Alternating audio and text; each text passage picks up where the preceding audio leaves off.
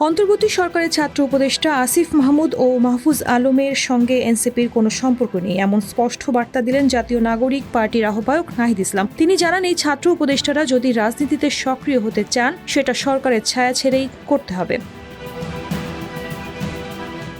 ২৪ মে রাজধানীর বাংলা মোটরে এক সংবাদ সম্মেলনে এসব কথা বলেন নাহিদ। তিনি আরও জানান, আসিফ ও মাহফুজ গণঅভ্যুত্থানের প্রতিনিধি হিসেবে অন্তর্বর্তী সরকারে যোগ দিলেও বর্তমানে এনসিপির কোনো দায়িত্বে নেই। তার অভিযোগ, পরিকল্পিতভাবে অপপ্রচার চালিয়ে এই দুইজনকে এনসিপির সঙ্গে যুক্ত করা হচ্ছে যাতে দলকে হেয় করা যায়।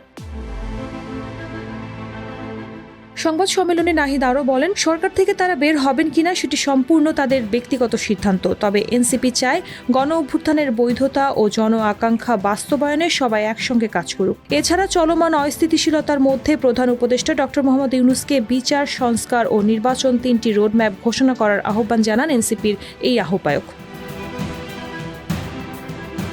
সম্মেলনে এনসিপির সদস্য সচিব আক্তার হোসেন বলেন, বাংলাদেশের রাজনীতিতে ১/১১ পূর্বাভাস লক্ষ্য করছি। জনগণ যেসব আকাঙ্ক্ষা নিয়ে গণ অভ্যুত্থানে অংশ নিয়েছিলেন তা বাস্তবায়নের পথে নেই। এর আগে ফেসবুক পোস্টে নাহিদ ইসলাম ও আরেকটা ১/১১ বন্দোবস্ত করার পায়তারা চলছে বলে অভিযোগ করেছেন।